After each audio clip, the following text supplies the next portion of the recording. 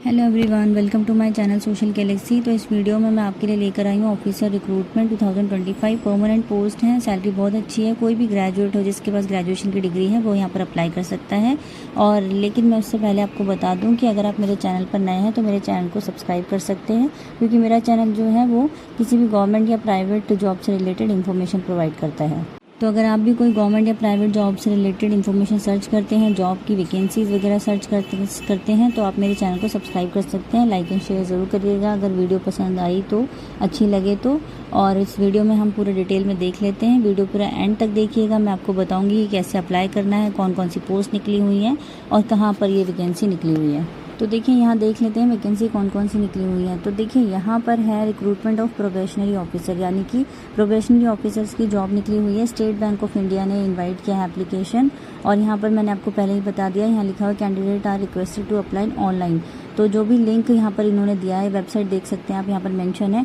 तो ये जो वेबसाइट मेंशन है ना, यहीं पर आप जाके ऑनलाइन अप्लाई कर सकते हैं। तो पोस्ट मैं आपको बता देती हूँ। प्रोबेशनरी ऑफिसर्स की पोस्ट निकली हुई है और कहाँ से निकली हुई है, SBI की तरफ से वैकेंसी निकली हुई है। तो ये जो वैकेंसी निकली है वो SBI की तरफ से है। 24/6 तारीख को ये निकली हुई थी और 14 इसकी लास्ट डेट है। तो लास्ट डेट इसकी जो भी एप्लीकेशन अप्लाई करने की है वो 14 जुलाई है। तो 14 जुलाई से पहले पहले आप अप्लाई कर सकते हैं। देखिए SBI जो है वो बैंक सबको पता है, यहाँ पर पूरी इंडिया में इसकी जो है ब्रांचेज अवेलेबल हैं। और इंडिया में ही नहीं, अब्रॉड में भी इसकी काफ़ी ब्रांचेज हैं।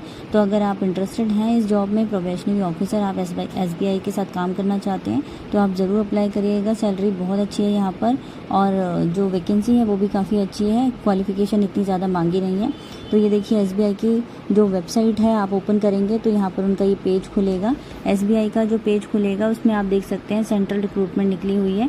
तो सेंट्रल रिक्रूटमेंट की आगे हम देखेंगे कि कौन कौन सी रिक्रूटमेंट सेक्शन पे जाकर आप क्लिक कर सकते हैं। वहाँ पर आप पूरा नोटिफिकेशन इसका आपको मिल जाएगा। तो ये SBI की जो वेबसाइट है वो पूरा उसका पेज है। तो आप देखेंगे यहाँ पर SBI की तरफ से रिक्रूटमेंट जो निकली है, आप आराम से वहाँ पर क्लिक कर सकते हैं। और ये देखिए, तो ये SBI जो ब्रांच है, जो बैंक है, वो आपको पता है कि काफ़ी अच्छी सैलरी प्रोवाइड करता है। और यहाँ पर आप देख सकते हैं कि काफ़ी सारी डेट मेंशन की हुई है इन्होंने। Online application, registration, payment of application fees और फेज़ 1 जो भी एग्ज़ाम होगा। और हाँ, मैं आपको यहाँ क्लियर कर दूँ, ये कोई डायरेक्ट रिक्रूटमेंट नहीं है। यहाँ पर एक एग्ज़ाम होगा, ये लोग एग्ज़ाम लेते हैं, उसके बाद सिलेक्शन होगा, उसके बाद आपका जो है ज्वाइनिंग मिलेगी। तो यहाँ पर फेज़ 1, फेज़ 2, फेज़ 3 में जो है एग्ज़ाम्स होंगे। ऑनलाइन प्रीलिम्स होंगे पहले और उसके बाद मेन एग्ज़ाम होगा, उसके बाद आपका एक और टेस्ट होगा। उसके देख लीजिएगा यहाँ पर डेट भी मेंशन है कि जो फर्स्ट एग्ज़ाम होने वाला है वो जुलाई और अगस्त के बीच में हो जाएगा।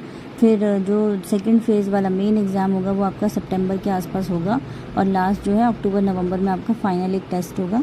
उसके बाद अक्टूबर नवंबर यानी कि दिसंबर, ये जो साल है उसके एंड होते होते अगर आपका सिलेक्शन होता है तो आपको ज्वाइनिंग ये लोग दे देंगे। तो अगर चाहें तो इसका स्क्रीनशॉट ले सकते हैं, कौन कौन सी डेट है, कौन कौन सी डेट पे अप्लाई करना है, कौन कौन सी डेट पर एग्ज़ाम होने वाला है। तो यहाँ से आप स्क्रीनशॉट लेकर रख सकते हैं। और मैं आपको फिर से एक बार बता दूं कि लास्ट डेट जो है वो 14 जुलाई है। 14 जुलाई से पहले पहले आप अप्लाई कर दें तो ज़्यादा बेटर होगा। आराम से जो है ऑनलाइन एप्लीकेशन में कभी कभी जो है हमारा सर्वर डाउन हो जाता है, सबमिट नहीं हो पाता है।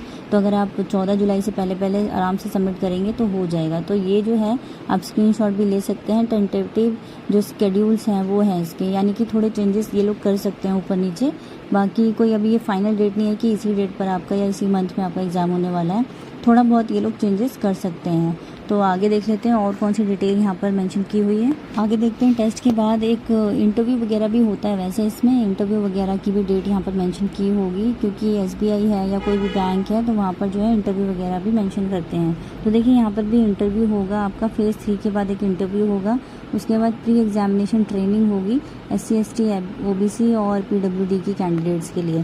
फिर आपके पास एक कॉल लेटर आएगा, उसके बाद आपको जो है एग्जामिनेशन ट्रेनिंग पे भेजा जाएगा। तो यहाँ पे ये सब होने वाला है। तो देखिए आगे क्वालिफ़िकेशन देख लेते हैं। क्वालिफ़िकेशन मैंने आपको पहले ही बता दिया है, ग्रेजुएट होना चाहिए किसी भी यूनिवर्सिटी से, किसी भी स्ट्रीम में। तो आपके पास अगर वो है तो आप आराम से अप्लाई कर सकते हैं। तो ये जो क्वालिफ़िकेशन है बहुत ही मिनिमम क्वालिफ़िकेशन है। इस मिनिमम क्वालिफ़िकेशन के बेसिस पे आप आराम से अप्लाई कर सकते हैं। और बाकी की इन्फॉर्मेशन आप अपने लेवल पर ज़रूर चेक करिएगा। पूरा नोटिफिकेशन डाउनलोड करके उसको अच्छे से पढ़ के उसके बाद ही आप अप्लाई करिएगा। और एक चीज़ मैं और क्लियर करना चाहती हूँ, जो लोग अपेयरिंग में हैं, जो थर्ड ईयर में हैं, वो भी अप्लाई कर सकते हैं। ऐसा नहीं है सिर्फ पास आउट वाले ही स्टूडेंट अप्लाई कर सकते हैं, या जिनके पास ऑलरेडी डिग्री उनको मिल चुकी है वही अप्लाई करेंगे। अगर आप अपेयरिंग में भी हैं, अगर आप थर्ड ईयर में भी हैं, तभी भी आप अप्लाई कर सकते हैं। तो ग्रेजुएशन की डिग्री आप मतलब अपेयरिंग में भी अप्लाई कर सकते हैं। फ़ीस देख लेते हैं। यहाँ पर जो फ़ीस है वो 750 होने वाली है अनरिजर्व जनरल के लिए। EWS OBC कैंडिडेट्स के लिए कोई फ़ीस नहीं है, SC ST के लिए भी कोई फ़ीस नहीं है, लेकिन सिर्फ जनरल वालों के लिए 750 फ़ीस यहाँ पर है। अगर आप किसी कैटेगरी से बिलोंग करते हैं तो आपके पास वो सर्टिफिकेट ज़रूर होना चाहिए।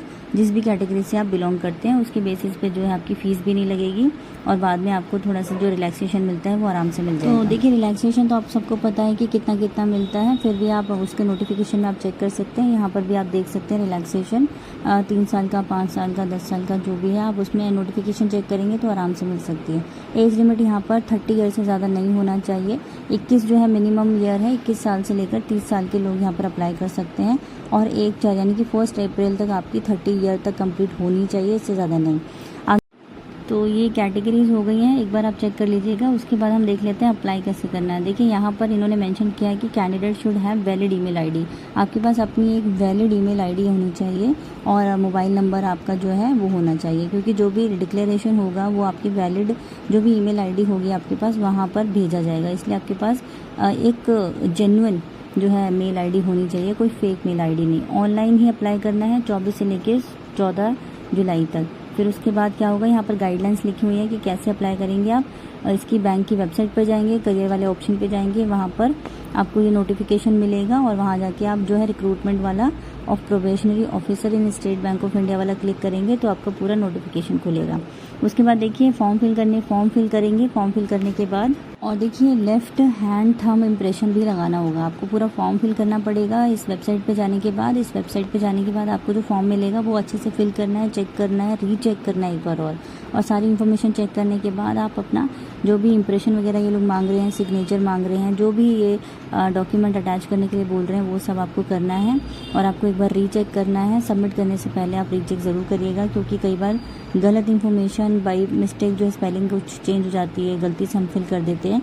तो आप जो है बड़े अच्छे से उसको फिल करिएगा और फिर आप उसको सबमिट कर सकते हैं। एक बार सबमिट हो जाएगा ना तो फिर आप उसमें चेंजेस नहीं कर सकते, इसलिए ये लोग पहले ही कह रहे हैं कि रीचेक कर लीजिएगा आपका। तो आपके पास एक रजिस्ट्रेशन नंबर आ जाएगा। रजिस्ट्रेशन नंबर होने के बाद आप बाद में उसको खोल सकते हैं, ओपन कर सकते हैं। अब देखिए यहाँ पर इन्होंने पहले ही मेंशन कर दिया, please do not send the print out of application form to the bank को ये जो सबमिट किया हुआ एप्लीकेशन फॉर्म है उसकी फ़ोटोकॉपी या उसका निकाल के आपको प्रिंट आउट सेंड नहीं करना है, ऑनलाइन ही सबमिट करना है। गाइडलाइंस यहाँ पर दी है, scanning of photography, signature, left hand thumb impression.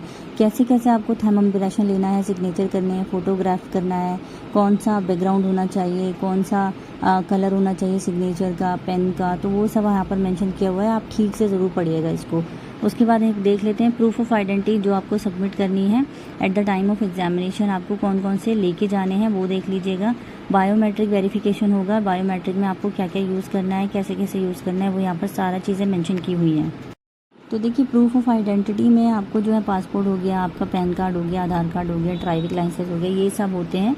तो वो आप एक बार देख लीजिएगा कि कौन कौन सी चीज़ें लेके जानी है, और बायोमेट्रिक वेरिफिकेशन कैसे करना है वो भी आप ध्यान से देखिएगा। और ये सारी डिटेल इन्फॉर्मेशन एक बार आप ठीक से ज़रूर चेक करिएगा। और मैं दूसरी चीज़ ये बता दूं कि मैंने सिर्फ हाईलाइट कवर की हैं, बाकी का नोटिफिकेशन आप पढ़ लीजिएगा। वैसे बहुत सारी चीज़ें तो इसमें ही कवर हो जाती हैं, आपको दोबारा से नोटिफिकेशन चेक करने की ज़रूरत नहीं पड़ेगी, और मुझे ऐसा लगता है। बाकी आपकी मर्ज़ी, अगर आप दोबारा से नोटिफिकेशन चेक करना चाहें तो आप खोल के इसको पढ़ सकते हैं, और चाहें तो स्क्रीनशॉट भी ले सकते हैं यहाँ पर। तो यही बस इन्फॉर्मेशन है, और बाकी सारी मेन चीज़ें मैंने आपको बता दी। अब ये लास्ट में देख लेते हैं। एग्जामिनेशन सेंटर आपका पूरी इंडिया में कहीं पर भी पड़ सकता है। आप ये मत सोचिएगा कि आप जिस एरिया में रहते हैं या आपका जो स्टेट है सिर्फ वहीं पर पड़ेगा, तो आपका कहीं पर भी पूरी इंडिया में कोई भी स्टेट बैंक ऑफ इंडिया जो है आपका सेंटर डाल सकता है। कहीं पर भी किसी भी स्टेट में आपको एग्ज़ाम देने जा सकते हैं। तो ये पूरी लिस्ट एक इन्होंने मेंशन की हुई है यहाँ पर एग्जामिनेशन सेंटर की, टेंटेटिव लिस्ट है ये। यहाँ पर कुछ चेंजेस भी हो सकते हैं, कुछ ना कुछ एरिया जो है ये लोग चेंज कर सकते हैं। जैसे अंडमान निकोबार में पोर्ट ब्लेयर हो गया, तो हो सकता है यहाँ पर कुछ और भी हो सकता है, ज़रूरी नहीं है जो इन्होंने मेंशन किया है सिर्फ वही हो। तो लास्ट टाइम पे हो सकता है ये लोग चेंज कर दें। तो बस मैं यही आपको बता रही हूँ कि पूरी इंडिया में आपके पास जॉब लोकेशन कोई भी हो सकती है और एग्जामिनेशन सेंटर भी कोई भी हो सकता है। आपको कहीं पर भी जॉब लोकेशन मिल सकती है और इसका अब्रॉड में भी है। तो आप ज़रा ध्यान से इस चीज़ को देखिएगा। यहाँ पे गाइडलाइंस भी दी हुई है कि कैसे आपको स्कैन करना है फ़ोटोज़, कैसे आपको लेफ्ट हैंड थंब इम्प्रेशन लगाना है, सिग्नेचर करना है। तो ये यहाँ पर इन्होंने मेंशन कर दिया है। सिलेक्शन प्रोसीजर देख लेते हैं। जो आपका प्रीलिम्स होने वाला है, यहाँ पे इन्होंने मार्क्स दिए हुए हैं। टोटल जो है 100 मार्क्स का होगा। इंग्लिश लैंग्वेज, मैथ्स आएगा, रीजनिंग आएगा, सिर्फ 3 ही सब्जेक्ट आएंगे और वो होगा आपका टोटल 100 मार्क्स का। 20 मिनट्स के होंगे, 1 घंटे का पेपर होने वाला है। तो 100 नंबर का पेपर जो है वो 1 घंटे का होगा और जिसमें से इंग्लिश जो है 40 नंबर की आएगी। बाकी दोनों सब्जेक्ट जो है मैथ्स और रीजनिंग वो 30 मार्क्स के आएंगे। तो ये आपका प्रीलिम्स का जो है इन्होंने सिलेबस बताया हुआ है। तो ये जो सिलेबस है वो प्रीलिम्स का है। There will be no sectional cut off in prelim exam. यहाँ पर कोई सेक्शनल कट ऑफ नहीं निकलने वाली है, एक एक सब्जेक्ट की या सेक्शन वाइज कोई नहीं होगी। आपका जो है पूरा देखा जाएगा और पूरे में से आपका जो है कट ऑफ निकलेगी। दूसरा है मेन एग्जाम। मेन एग्जाम में देखिए पूरा जो है 170 क्वेश्चन आने वाले हैं और 200 मार्क्स का होगा। ये होगा आपका 3 घंटे का, जिसमें रीजनिंग हो गया, डेटा एनालिसिस हो गए, जनरल अवेयरनेस हो जाएगी और इंग्लिश लैंग्वेज यहाँ पर दोबारा मेंशन कर दिया है। तो ये आपका जो है मेन एग्ज़ाम है 200 नंबर का 3 घंटे का। तो ये आपका दूसरा पेपर होने वाला है। उसके बाद एक डिस्क्रिप्टिव पेपर होगा। इसी मेन एग्ज़ाम के साथ आपका एक जो है डिस्क्रिप्टिव पेपर भी होगा। तो डिस्क्रिप्टिव में आपको थोड़ा डिस्क्राइब करना होगा, लिखना होगा। बाकी ये जो है वो ऑप्शनल होते हैं, आपको ऑप्शन पे ही टिक करने पड़ेंगे। उसके बाद जो है आपका मेन एग्ज़ाम होने के बाद एक और टेस्ट होने वाला है, उसका ज़रा सिलेबस देख लेते हैं क्या है। देखिए डिस्क्रिप्टिव में इन्होंने बता दिया कम्युनिकेशन स्किल होगा, ईमेल्स होगा, रिपोर्ट होगा, सिचुएशन एनालिसिस होंगे। ये होगा आपका 50 मार्क्स का और 30 मिनट्स का। तो टोटल हो जाएगा आपका 250 मिनट्स का। ये आपका सेकंड पेपर यानी कि मेन एग्जामिनेशन। तो 250 मार्क्स का और 3.5 घंटे का पेपर हो जाएगा आपका। आगे आपका जो थर्ड वाला जो है फेज़ है उसका देख लेते हैं क्या है। यहाँ पर देखिए each candidate will have to score a minimum score in each test. जो भी आपका ईच टेस्ट है यानी कि हर एक एग्ज़ाम में आपको जो है एक मिनिमम स्कोर लेकर आना है, उसके बाद ही आप क्वालिफाई कर पाएंगे। एक जो यहाँ पर रेंज होगी या जो भी स्कोर होगा उतना तो क्वालिफाइंग रहेगा ही रहेगा, depending on the number of vacancies available. जो भी सेक्शनल कट ऑफ निकलेगी, मेन एग्जाम में सेक्शनल कट ऑफ निकलेगी, प्रीलिम्स में कोई सेक्शनल कट ऑफ नहीं थी, ठीक है। उसके बाद देख लेते हैं कि यहाँ पर आंसर का अगर नेगेटिव मार्किंग है तो यहाँ पे देखिए कोई भी आंसर आप गलत करेंगे 4 तो उसका 1/4 जो मार्क्स है वो आपका कटेगा। तो नेगेटिव मार्किंग यहाँ पर रखी हुई है, तो ध्यान से आप जो है एग्ज़ाम में आप टिक वगैरह लगाइएगा। आजकल तो वैसे मोस्टली एग्ज़ाम्स में ना नेगेटिव मार्किंग होती ही है। बहुत रेयर एग्ज़ाम बचे हैं जहाँ पर आपको नेगेटिव मार्किंग देखने के लिए नहीं मिलेगी। तो SBI का भी जो एग्ज़ाम है यहाँ पर आपको नेगेटिव मार्किंग देखने को मिल रही है। और जो है एग्ज़ाम जो है कई फेजेस में होने वाले हैं और यहाँ पर सिलेबस भी मेंशन कर दिया है। तो आप अगर चाहें तो अभी से पढ़ाई कर सकते हैं, अप्लाई कर सकते हैं। अगर वीडियो अच्छी लगे तो लाइक एंड शेयर ज़रूर करिएगा। एक बार